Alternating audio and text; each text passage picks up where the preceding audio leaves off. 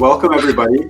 My name is Wright. I am the Director of Strategic Growth at Brightbeam. We're a nonprofit organization, and I'll be moderating this panel discussion today. I would just ask all of our panelists to have, I'm hearing an echo, so if we could have everybody mute, actually, that probably would make it a little cleaner, and then we'll get right into it. So just to kind of give everybody an outline of what we're going to be doing today, I will be asking some questions of our panel. I'll introduce them here in just a minute. After we spend some time talking and having a discussion with questions that I've prepared for them, at the end, we will try to open it up for question and answer from the audience. So if you are watching and you have a question for any of our panelists today, you can put them in the question and answer chat, which should be on the right of your screen in that little panel. And we have a moderator, Joe Follick from ExcelinEd is moderating. He's checking that, so he'll help me know which questions to ask and to pull from and how much time we should give. If the conversation's flowing really well and we don't have a lot of questions coming up in the queue, we might just keep going for most of the hour. So I just want to kind of set the expectations here. Also, with our panelists today, I take the approach as a moderator of being pretty loose and casual. So you may see people from our panel jumping in with ideas and thoughts, and that's totally okay. We may be talking over each other a little bit, and that's okay too. I just want us to have a lively discussion, and everybody can respond to each other. So just kind of setting the stage here. But let me get started by introducing our panelists today. So we have with us 4 excellent journalists that have a lot of experience in the field. Tawnell Hobbs is a reporter at the Wall Street Journal covering K-12 education, among other things. She also worked at the Dallas Morning News before that. And before starting her journalism career, Tawnell served in the United States Air Force and the Texas Air National Guard for a combined total of about 10 years. She has also taught computer-assisted reporting at the university level. So Tawnell for you. She's got range. Next, we have Eva-Marie Ayala, who's a reporter at the Dallas Morning News. She's also the editor of the Education Lab at the Dallas Morning News, and she's a veteran reporter focusing on how state and local policies impact school children. Previously, she reported for her hometown newspaper, Fort Worth Star-Telegram, and she's a national board member for the Education Writers Association.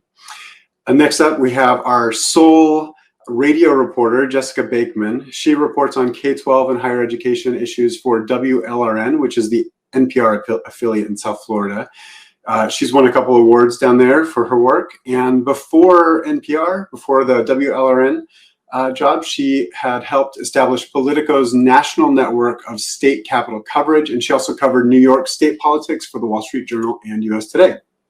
And then finally, Patrick O'Donnell is a reporter at the 74 covering Cleveland and Ohio schools' handling of the pandemic.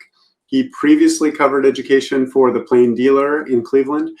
He's a veteran of about 27 years in journalism. Did I get all that right, guys? Any discrepancies? Okay.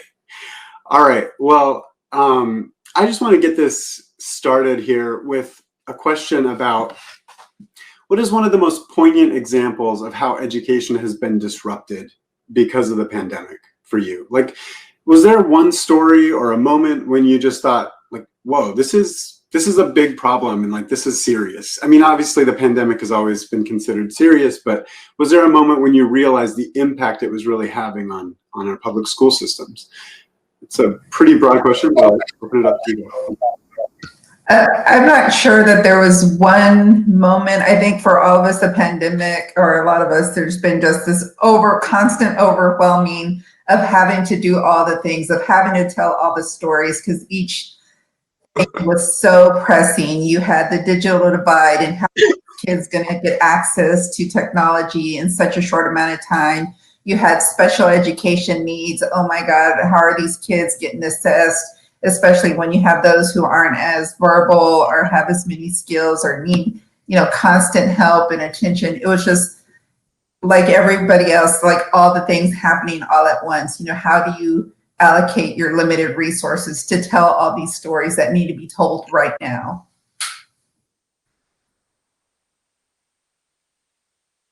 Yeah, it does definitely feel like a deluge of problems, doesn't it?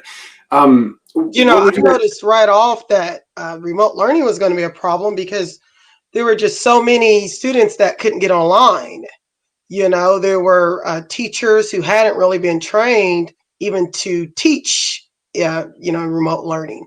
So, right offhand, we knew it was going to be a problem. I think too, as education reporters or education editors, we spend a lot of time looking at more nuanced problems.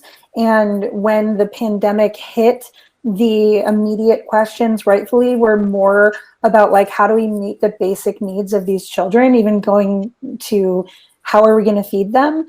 And, make sure that not only do they have laptops or tablets or whatever, but do they have electricity? Do they have, a roof over their head? And so I think to some extent, those stakes that are always present in education stories and in the world of education became so much more urgent and pressing and like at the forefront. I will say real quickly, just on a national scale, looking out nationally, I really did notice, like Jessica was saying, food. I mean, getting those lunches was actually the first priority that I could see even before laptops. It was like, okay, now we got to make sure the kids are fed. They didn't want to miss a day of feeding the kids. Yeah, just to kind of double back on Jessica's comment about how, we were working on lots of subtle stories and then this hit. I mean, when Ohio announced that it was closing schools back in March, I was actually at a charter school run by the Excel Charter School Network.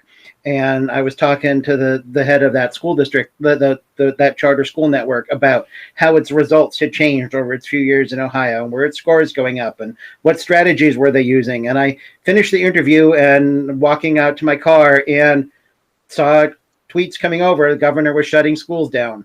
And, I ran back to tell him, but, all kinds of things that were planned, all kinds of stories and all kinds of analyses about scores going up and scores going down and gradual improvements, and like, pow, all out the window and all being reset.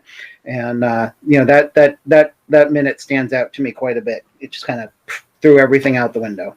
And I would just add too, in addition to food insecurity being a concern, I've done some reporting on how to reach students who have mental health needs, and talking to social workers and school psychologists about the challenges of connecting with students, making sure the students know that they're there and that there are these virtual ways to connect, in the case of schools that are not open for in-person instruction, and also being able to make sure that a student has that privacy from their family to speak with a psychologist or a social worker, because they may need some support regarding something that's happening in the home. If mom or dad or the siblings are around, it's hard to do that.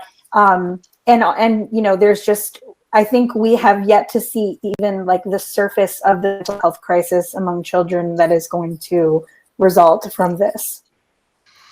That's interesting. And, you're jumping to, I'm going to jump around on my questions from what I planned because of what you guys are talking about here. But that idea of mental health issues, I mean, do you think that's going to be like where the story goes in 2021? Is that going to dominate coverage, or do you guys see something else like on the horizon with regards to education reporting? I mean, I do see that what is just getting kids caught up with learning. I think that's going to be a big deal. I don't think that anything is going to dominate coverage because, like Eva mentioned, there's such a deluge. And one of the questions that you shared with us that you might ask during this panel was along the lines of, what's been like the most challenging part of this? And my answer to that would be just like how overwhelming the amount of really important good stories that we need to be doing is, like, and just coming to terms almost on a daily basis with the fact that like I'm never going to be able to do everything. And like I don't know about the other reporters on the panel, but there are times when I'm getting like text messages from like teachers and parents just with so much desperation. And to some extent, our sources can see us as like people who are going to help them or change their situation. And of course, one of the wonderful things about journalism is that we do often make an impact, but that responsibility to make an impact in every individual life is not realistic and not healthy. And so I think it's really hard to try to do as much as you can and still feel like you're never doing enough. And I don't see that problem going away. I think we're going to be experiencing that for a while. And so like, if we're a year or 2 years out from this and the crisis moment has sort of passed, I just think there's going to be so many different threads that need to be followed up on that I don't think there's going to be like one story that every education journalist is telling. Yeah. Right. And I think without having talked or asked anybody else on the panel, I'm going to bet most of us are having 12+ hour days most of the week, day in and day out since March, and, that's not too different than how we were, pre-pandemic, because as, folks are aware, most, newsrooms have contracted in size a bit. So we're doing a lot more, but our urgency and our sense of, mission has only deepened with the pandemic. And I think, to say that there's one story, it's obviously going to be public health and, getting kids, where they can function, where they can, okay, are your needs being met? Is your health being met physically, emotionally, and how does that play into your academics? And it's like this big chessboard that has all these different pieces that we're trying to, tackle and, address quickly as we move forward. And I was just going to add one thing too, the deluge of all of this stuff, it hasn't been just the pandemic. Obviously we also this spring and summer have, been covering the protests for racial justice. And I think that is going to have a lot of long-term impacts in education, or at least I hope it will, in terms of, changes that school districts are pledging to make classrooms and schools and school districts more equitable and more inclusive places. And so with the pandemic and the racial justice crisis and the election, it's just been a year unlike any other year as a journalist. I'm sure that's true for everyone. And I think the election to some extent has reverberations for the classroom as well. And like, how do you talk to kids and help kids sort through misinformation, disinformation, and bring up the next generation as one that is civically engaged and can understand, kind of these complicated political realities. Yeah, wow. That's a lot to unpack. I'm getting this sense of like a tension. Maybe tension is not the right word for it, but there are so many important stories that are happening when you've got mental health issues. And like Patrick was saying earlier, you've got, before the pandemic, he was reporting on things like how are kids doing in school, like the test scores and the results that the districts are seeing and what their plans are to help kids improve. But now it just feels like we're basically treading water, trying to keep our heads above water in terms of getting kids educated and keeping kids safe. And so this important story about where kids are is definitely like still a big priority, especially now, as Tawnell was pointing out, because the kids that were already struggling are struggling even more now, but yet we still have these other competing stories that are also drawing away from that story. Does that make sense? And are you guys seeing it like that, or how do you see the tension? Yeah, and if you look, I shared some files. I don't know if the viewers or the participants can access the files, just to show some examples of, what we're dealing with and trying to negotiate in our own newsrooms in terms of coverage. We have the COVID slide where, one of my reporters, Corbett Smith, wrote a story about how the Dallas school trustees were asked to dial back their academic expectations for students because of this, I think one of the trustees called it a horrifying drop in academic achievement. And so if they didn't adjust their goals accordingly, it was just going to be unrealistic And they were afraid that it would like break the teachers if you really try to push for this academic, goal line that they wanted. So how do you navigate that where you have this stress on teachers who are trying to make it through the day, trying to be everything to all students during this pandemic, and maintain some kind of quality or goals to reach to push kids so you're not limiting them? So we have this story going.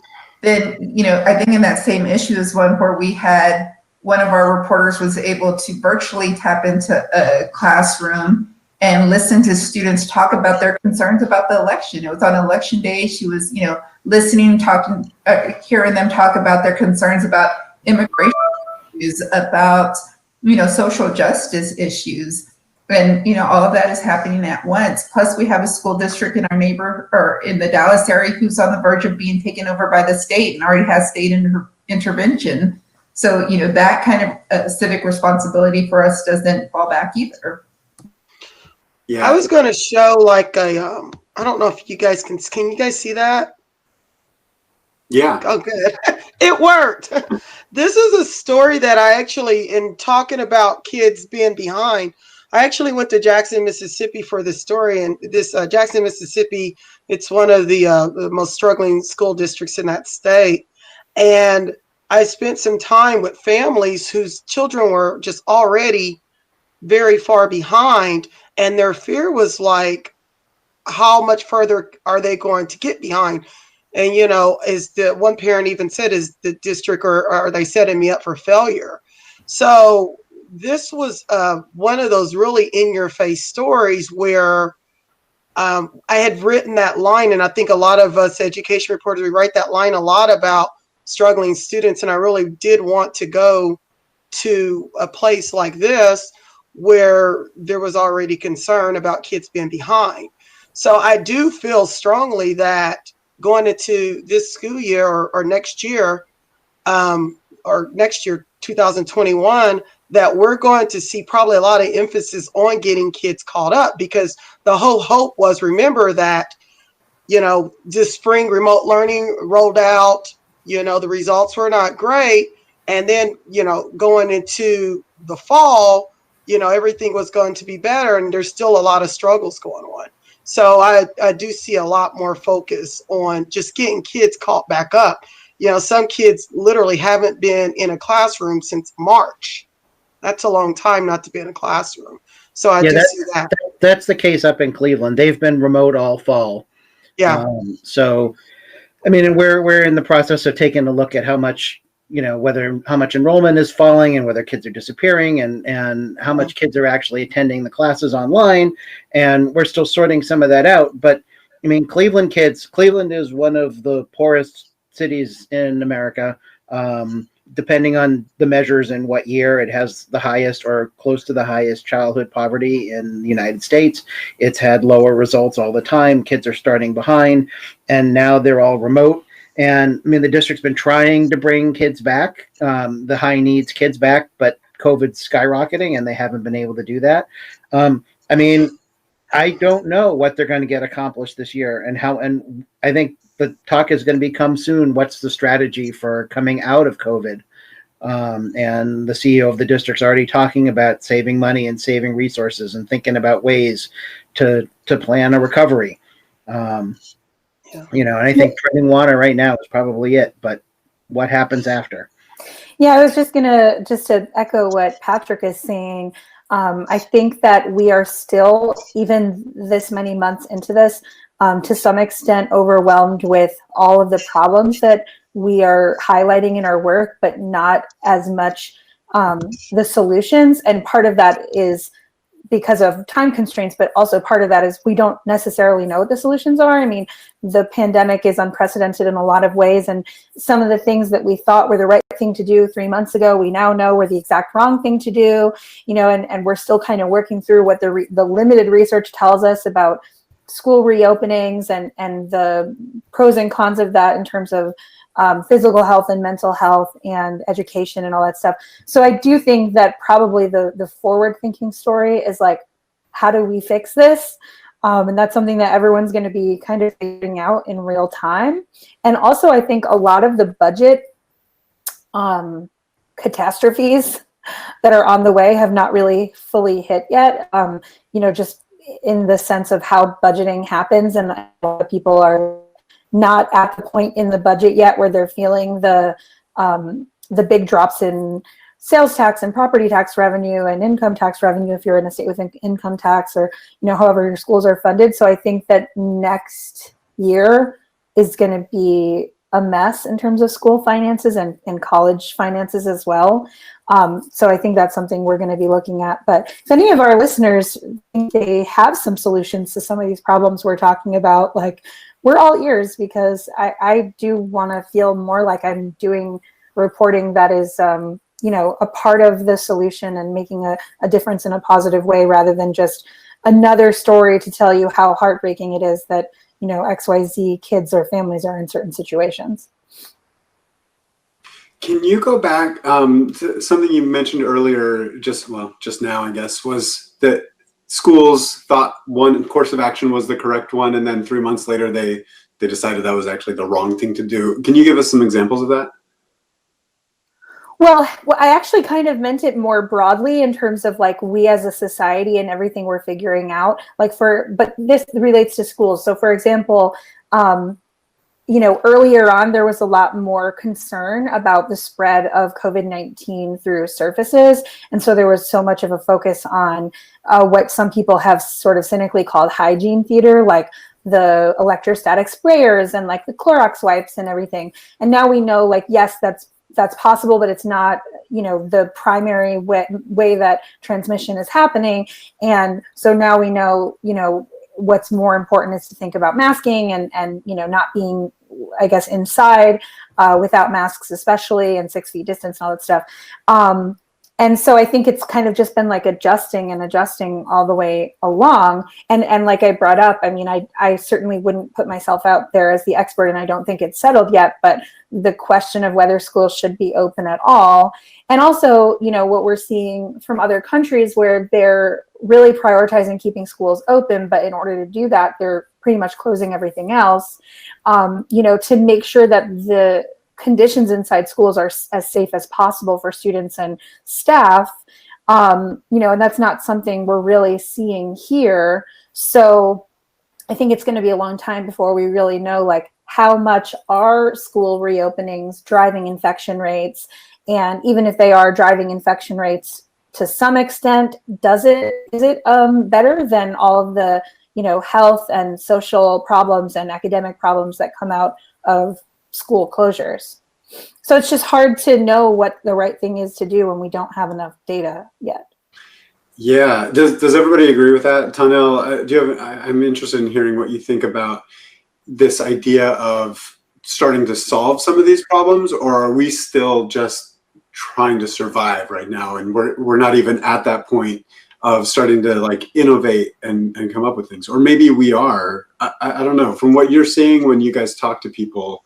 Yeah, I mean, no, that's good, because what I saw in the summer was some of that, because I felt that looking nationally, a lot of school districts kind of felt that, okay, we had that experience in the spring. We rolled out remote learning at a moment's notice. We're coming back really strong. Here's what we're going to do. And they all had these plans. And then all of a sudden, we had these flare-ups, these hot spots and everything. In-person learning is in. All of a sudden, now we're sending the kids home. We have to go all remote learning. So I think they're really reacting to the situations in their communities. If you're in these communities where, the virus is just running rapid again, you're having to react to that. And I think we're seeing some of those reactions to that. And I do feel that looking across the country, there are districts that are seeing that, remote learning, maybe it's not as strong as we wanted it to be. There are still challenges, namely with making sure kids get online. There's districts that have seen lower grades. There's some districts that want to kind of call all the kids back to school, but if you get them all back in school, how are you going to social distance them? So there's that challenge too. But I do see that out the gate, everybody was chugging along, and then all of a sudden the pandemic is still there. And in some cases, it's worse in some areas, and they're having to react to that. So I think that's what's going on. I think to Jessica's point on solutions, there's been a lot of conversations about, solutions journalism and how we can help address things. And, we don't know what the answers are to a lot of these questions. And if we did, oh my God, how much easier that would be. But, trying to find what we can, particularly ahead of things like legislative sessions, right? Texas legislative session starts in January. And this past week, we did a story about how Dallas ISD was buying and building their own cell towers to boost connectivity in high need, high poverty areas that don't have these access, to kind of boost these Wi-Fi signals for kids to make it more accessible. So how can we find spots like that maybe won't be the answer for this area over here or that area over here, but what's something that we can find that can be duplicated in small ways or stolen in this community and used over here in this community? That is very much, I think, a high priority for my reporting team right now as we're looking to address some of these needs in our community. I just want to add to something that Eva said, talking about the state legislature. In education journalism and the education world in general, there's a lot of talk about accountability. And in this case, I'm not talking about like test scores and, teacher evaluations or whatever, but more about accountability, like who is the right person or institution to be held accountable for mistakes or whatever.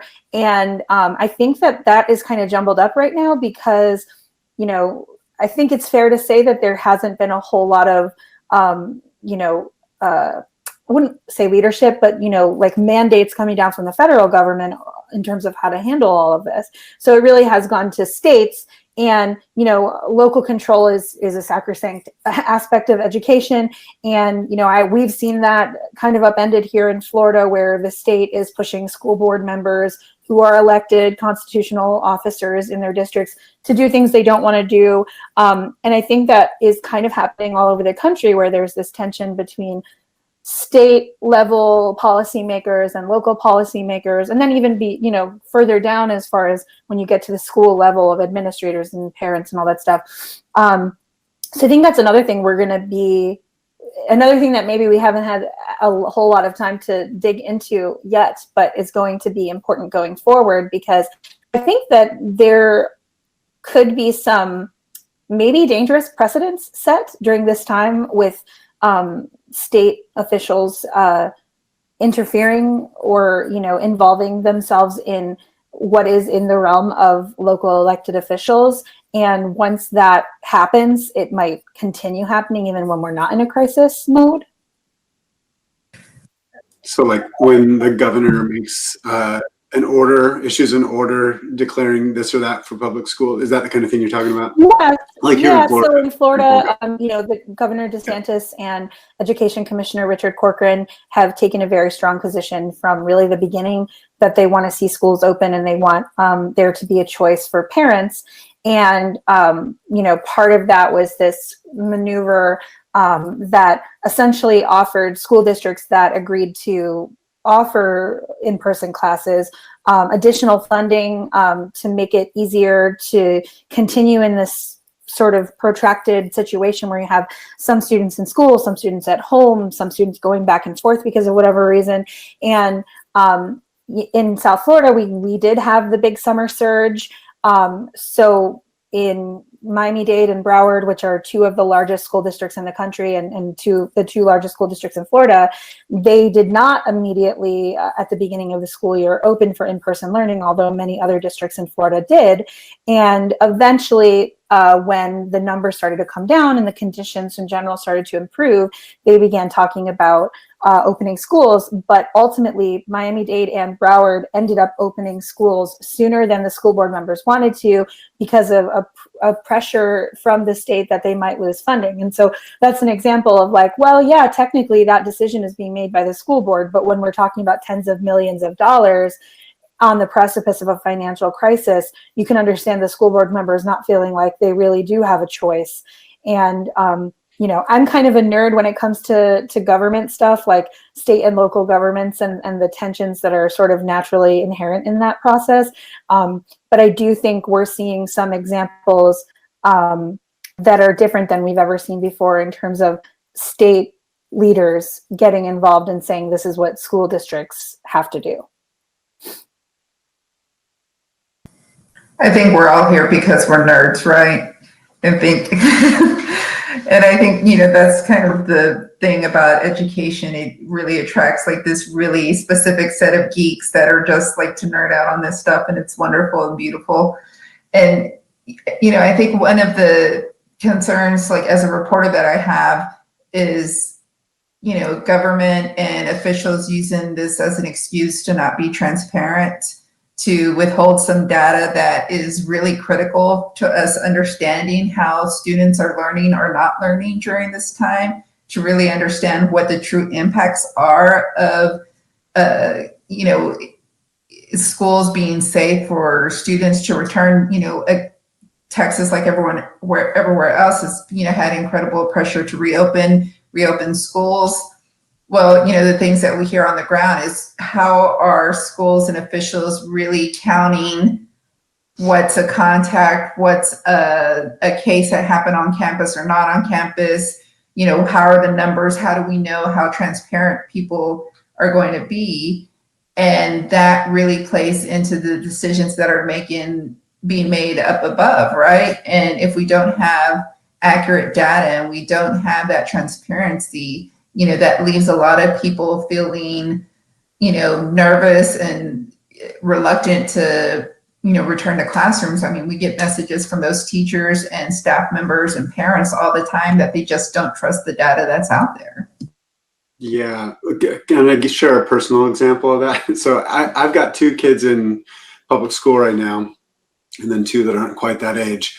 And my second and first graders are supposed to do virtual, you know, they do virtual school, so they're selecting their attendance every day. They're supposed to go in and do it, and we try to help them. But when we got our first report card, they were like, your son, your second grader, is at risk of retention because he's missed like 8 or 9 days. He's been truant. And I was like, but he's been working, and the data just, like, my son is 7, so he did not mark his attendance every day. And even though we tried to help him and remind him, you know, we didn't hold his hand doing it every time. And so, yeah, so I can imagine, I wonder how much other problems there are with lack of real good data. Because, for example, my son actually was in school, but it looked like he wasn't a lot of days in the first semester or first term. And I saw a story recently here where I live about the district cracking down on truancies because they've spiked so much. And I wonder how much of it is because of just trouble, you know, with parents that are overworked and like having a lot more to juggle than usual, trying to make things happen for their kids. Oh yeah, one of my reporters has 3 children that are all in elementary school, and one's a kindergartner who doesn't always know how to mute and unmute. I mean, how are we relying on that to really tell what's happening in our classrooms? You know, it's going to be a very complicated story to follow. So speaking of that kind of issue and like parents' issues, it makes me wonder about the voices that are making it into stories. Has that changed over the course of this pandemic? Are you talking to different people than you were before, or are you having trouble reaching people that you used to talk to, or has that pretty much stayed the same for you? That's open to everybody. Like, I guess. Yeah, oh, sorry. No, I think my challenge is because I cover education nationally and traveling. So that's kind of hit me really big, the travel aspect, because then sometimes when you do travel, like when I went to Jackson, that school district actually was not, the doors were not open. So it is a lot more difficult, you know, to reach people in that aspect. But, you know, even when you do reach them, we're in a pandemic, and you get some people that, you know, maybe they're not comfortable even meeting in person. I mean, I have Zoomed with families and just literally said, hey, you know, can you kind of pass the laptop around so I can see the kids? And I mean, really, so it is a lot more difficult interviewing, reaching people. The only good thing right now, I guess, as far as reaching people is everybody's kind of at home. There's not a lot of people on vacation, so you can get them. But a lot of the in-person interaction is just really difficult right now, and that's hard. Tawnell, Yeah, I would like- love like to. kind of wanna- Oh, sorry. Oh, go ahead. I was just going to ask Tawnell about the experience in Jackson. I was wondering that when the slide was up earlier, like you could just walk us through like your experience with traveling and what steps you took to keep yourself safe and like how you found sources and how you interviewed them and stuff like that. Oh, yeah, that was difficult because actually when I went to Jackson, they had just went under some stay-at-home order, like right before I went, because the numbers had spiked so much. So just even the plane ride was kind of scary. And at the time, they were making sure the middle seat was empty. But when I got to Jackson, it was difficult because I had an N95 mask on, but there were a lot of people that were not masked. And I remember being asked if I was a healthcare worker because I have this N95 mask on in this area where there were people not masked. But I tell you what was the difficult thing about it was kind of the man on the street interviews that we sometimes do because, you know, there's not too many people on the street. So what I tried to do ahead of time, I actually went on Facebook and just kind of found parents who, you know, were very engaged. And I actually had just kind of set up ahead of time, even before I got to Jackson, hey, let's set up a time to meet. I explained to them, I'll have my N95 mask on. I'll keep that on. Just want everybody to be safe. And it really worked out that way. I was able to, you know, drive around some neighborhoods and talk to people like that. But people were a lot more cautious in normal times where I might have got invited into homes and everything. A lot of that didn't happen. And honestly, in some cases, I don't know if I want it to be closed in. So a lot of times it's like, hey, can you come outside and talk to me? So, and actually the little girl, if you guys can see that picture, I came across this family. I was just kind of going through the neighborhoods, just kind of seeing what people were doing, you know, especially during a time where students normally or children normally would have been in school learning. What are they doing right now? And I came across this family and they were just kind of outside and I started talking to them and they end up being one of my lead families after I spent some time with them. So, but it is it's a lot different. And then just one last thing too, I had went to College Station and covered a school reopening there. And I remember in some cases you get invited into homes, which is fine. But, you know, people are polite. The first thing I think everybody has told me, oh, you don't have to wear your mask. You can take your mask off. And usually I'm very polite about it. I'm like, oh, no, I'm fine. And, you know, usually I'm declining the coffee or whatever because I'm not literally going to pull my mask off. But it's just it's definitely different covering story during a pandemic. If you don't mind if I follow up quickly, when you were saying obviously about not being invited into homes, but the process of finding sources where you were like on Facebook, talking to people, setting stuff up, and then kind of just walking around, how is that sounds like it's something you might have done before the pandemic? When you mean like setting up? You have found sources differently, like no, yeah, I would have set it up, but I think I was before the pandemic, it was more of I'm just going to get there and kind of see, you know, who I run into. I'm going to go hang out at the library, check out the rec center, the block party. Well, during the pandemic, you don't have all of that. So if I'm traveling, I'm for sure going to try to lock down some interviews even before I board the plane because I don't know what to expect, especially when you go into an area and there's a lockdown. Patrick, I wanted to give you a chance to jump back in. Were you going to respond to the question about the voices that are more difficult or maybe easier to elevate based on the pandemic? Yeah, well, I mean, I was going to say that so Cleveland is a not very connected city. It's the worst connected city in the United States in terms of internet access. So there's not as much online discussion here as you would have in other places, and I really miss school board meetings and other meetings being public meetings that are in person. You can go and you can be there and you can have short hello with people, and you can ask a real quick clarifying question about something and just deal with it in a second. And instead it like becomes a long involved process. And I also really miss the ability to just show up at a school at the end of the school day and talk to parents as they pick kids up. Cleveland schools are all closed. They're all at home doing their work. Those events don't happen. Parent-teacher night didn't happen the same way. Community meetings aren't happening the same way. So all the gatherings we used to be able to just talk to folks, they're gone. You got to kind of hunt people down individually or find groups in which they're talking online.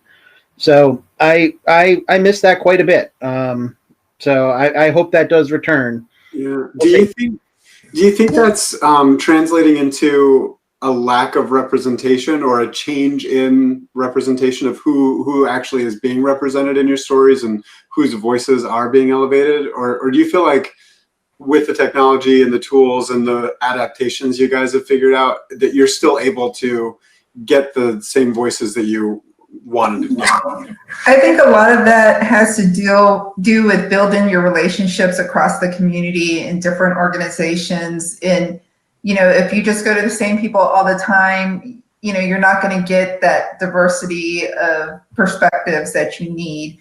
But, throughout non-pandemic times, we have developed sources, across different connections. So when we need to tell stories like the digital divide, to reach the parents who don't have the digital devices to talk to us on them, we have strong relationships with, folks who are in organizations who I did a story on special ed folks or parents having trouble getting access for their kids, and they needed the technology and didn't have any laptops or anything. So this one advocate who I knew, she wasn't part of any organization. She's just a mom who's active herself.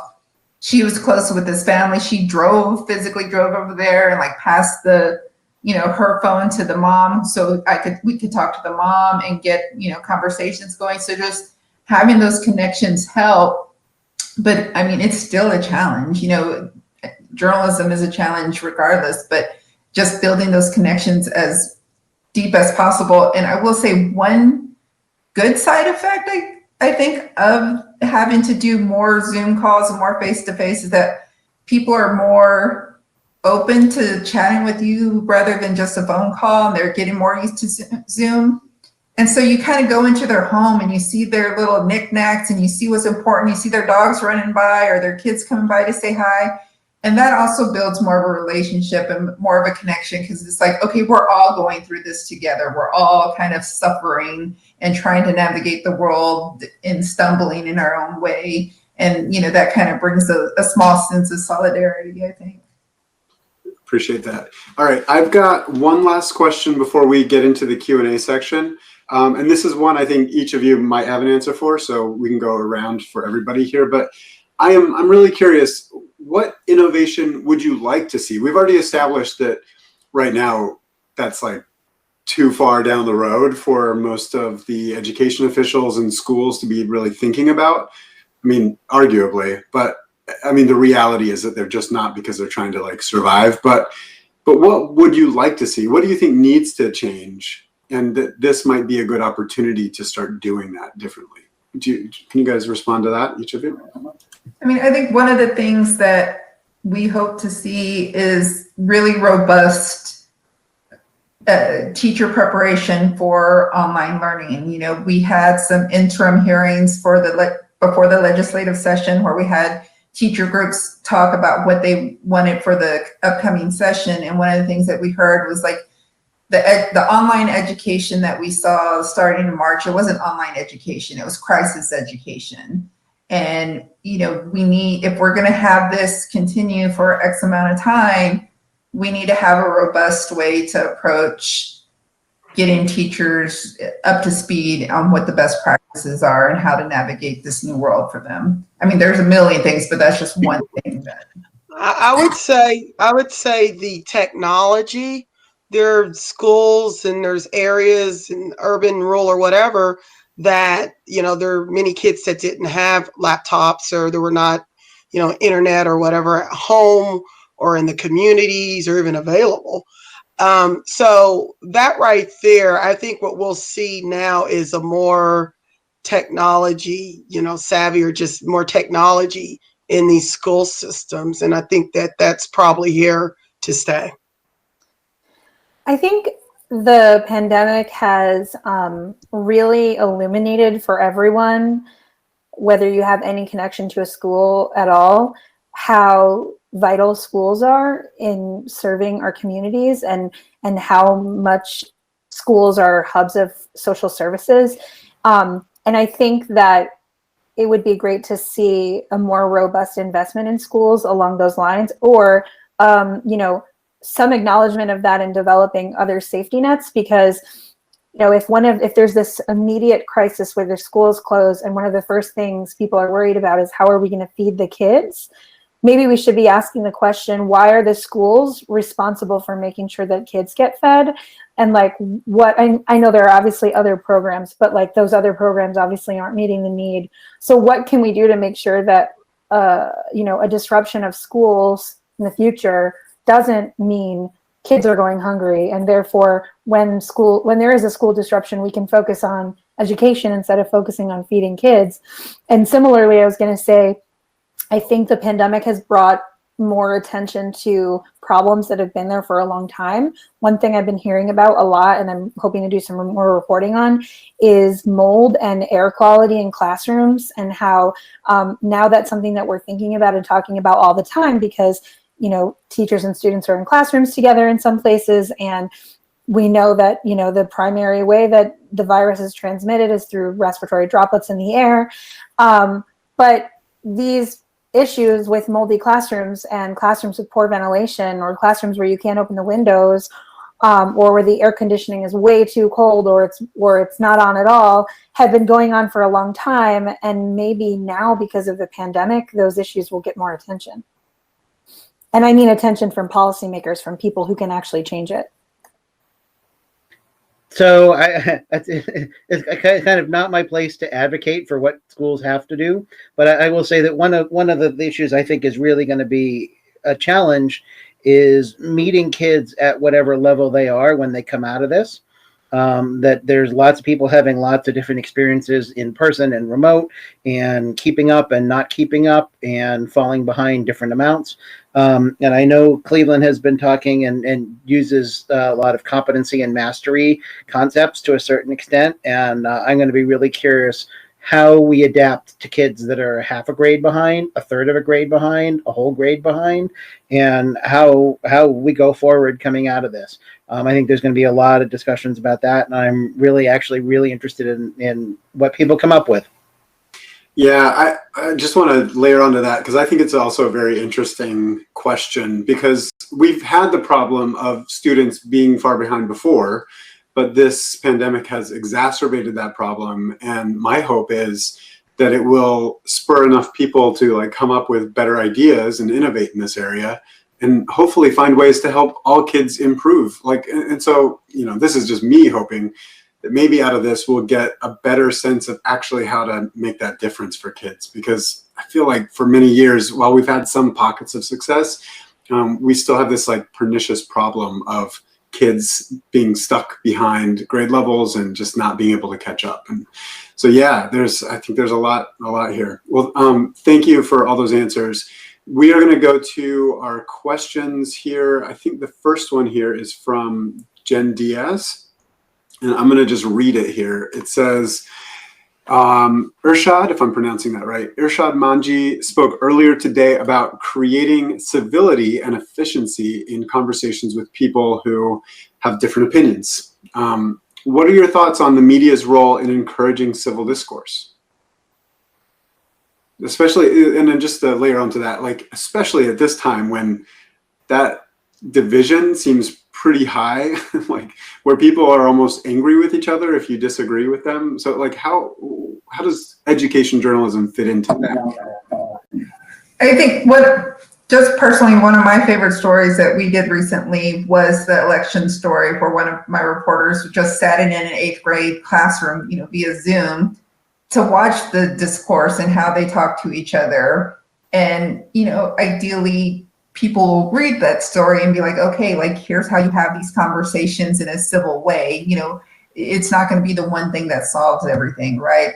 I wish all of our stories would, move the needle in solving this issue and bring in civil discourse. But, all we can do is find the best examples out there of those who are doing it and doing it well, or at least attempting to do it, and tell those stories as best we can.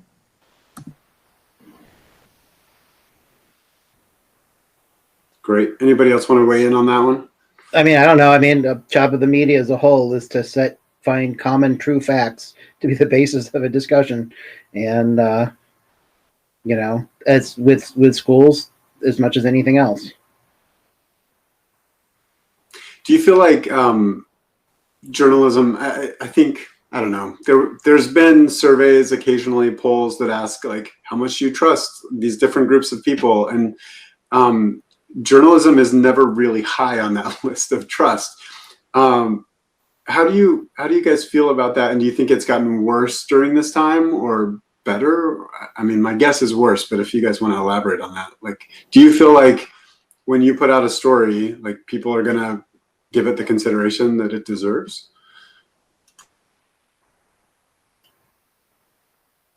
I think to some extent there is some improvement in that area during the pandemic, because everyone is feeling so much tension and pressure and fear. And I think this is like for better and for worse. There are people who see us as, a possible solution. If, something inappropriate is happening in my school and I tell a reporter about it and the reporter does a story and it brings it out into the open, or, if teachers, for example, or parents feel frustrated by like the narrative that the school district is putting out about how things are going, but we're doing that kind of deep reporting where we're talking to a lot of people and we're saying, well, it's really not going as well as they're saying. Here are some ways it's going well, and here are some ways, it's not. And then I kind of get those responses like, thank you for, trying to tell the real story about what's going on. So I think to some extent that helps. But also I think that, like Patrick mentioned, when you're able to do reporting where you're going to school board meetings or you're going to community meetings and you're showing your face a lot, people see you and people see you as part of the community. And then, even if there are people who might be hesitant to talk to a reporter, maybe because they had a bad experience with journalism in the past, or because they have their personal circumstances make them vulnerable, like someone who's undocumented and, has concerns about that. In person, sometimes it's easier to get over that hump because they see that you're a person and you can explain to them, like, this is how I'm going to use this information. This is why I'm doing the story. And you can kind of develop a rapport and trust with sources. But when you're always trying to find people like online or through phone calls or whatever, because you're not able to have that face-to-face interaction, it can definitely be harder to build trust, even to get to the point of doing an interview. Well, I would just add that being there all the time matters. If you show up all the time and you pay attention and you're there for all the stuff that's kind of boring too, people know you care and people know that it matters and that the details matter to you. And that's not as easy to convey online and, when you're just watching folks on Zoom. Yeah, I'm not a local reporter, so I don't have the luxury usually of just going, down the street or whatever to the school board meeting. So some of the techniques that is needed during this pandemic, I've already kind of developed because I'm a national reporter. So I'm in Texas. I might be doing a story out of LA or Kansas, and you don't always have the luxury of being able to fly there, when news is breaking or whatever. So it's, just some of the techniques that I use, especially using social media. A lot of times I'll use TweetDeck. If there's a topic I'm interested in, I'll set TweetDeck up where it's going to pull in all the tweets and news releases or whatever on that issue. I, go on a lot of chat sites. I try to work relationships that way. FaceTime is great because you can visually see the person. But I think covering education nationally and not always having the luxury to be able to just walk in a school board meeting, which sometimes it's really difficult because there's sometimes where you wish you were local, especially if you're being ignored, where you could just pop up and say, hey, I heard you were going to be here. So it's difficult, but like I said, when you're covering education nationally, a lot of the the techniques you kind of dealt with it a little bit. I think trust in the media is, a little bit about being there, but also just being consistent, right? If you're consistent in how you tell the stories, that you're consistently fair, you're consistently going out of your way to tell all sides of the story. We can't cover everything that's out there, but being an education reporter for so long helps when you have to go into a community that you're not familiar with. A few years ago when we had Hurricane Harvey in Texas, I went down there to cover the flooding and the after effects, and one of the first school districts to open up, they didn't let anyone in the classroom, but they let me in because their spokesperson was aware of my work. They knew I've been covering education for a long time. They knew that I could be trusted to tell the story as best I can. So, we're not going to change everybody's mind overnight. We're not going to, magically have folks, stop using fake news. But, all we can do is be consistent and, follow our journalistic integrity as best we can, right? And I would say, too, no matter what, you just have to be fair and balanced. There is nothing like doing a story. I've done some stories and you'll get people and sometimes they see what they want to see in it. I'll get some people that have certain views. They'll say, oh, yay. And then the opposite view, oh, yay. And there's nothing like that because I'm like, I have balanced the mess out of that story where everybody saw something in that story that they liked. So I think that's what we have to do. And I know, as far as perception of media or whatever, but I go into every story just focused on, I'm going to balance this story. I am going to lean on the facts and I am, going to be fair about it. And I think that's what we have to do, because I think when you don't do that, it can come back and bite you, because all of a sudden you've been this way and it's like, oh, now you want to be this. It's just, you just need to walk that line. And I'm not saying it's totally easy for everyone to do. I've been doing this a while, but I think that's what we have to do. I think you have to just be fair, balanced, rely on the facts. That's what you have to do. That'll get you through. Wow, what a time to be an education journalist, isn't it? There's so much going on. Our time is basically up. I think we have 1 minute, so we will wrap here. But I just wanted to thank you all for being on this panel. I wanted to thank all of our guests that came to watch and participate in it today. Really appreciate having Jessica Bakeman, Patrick O'Donnell, Tawnell Hobbs, and Eva-Marie Ayala with us today on this panel. Thanks, everybody. Thanks, guys.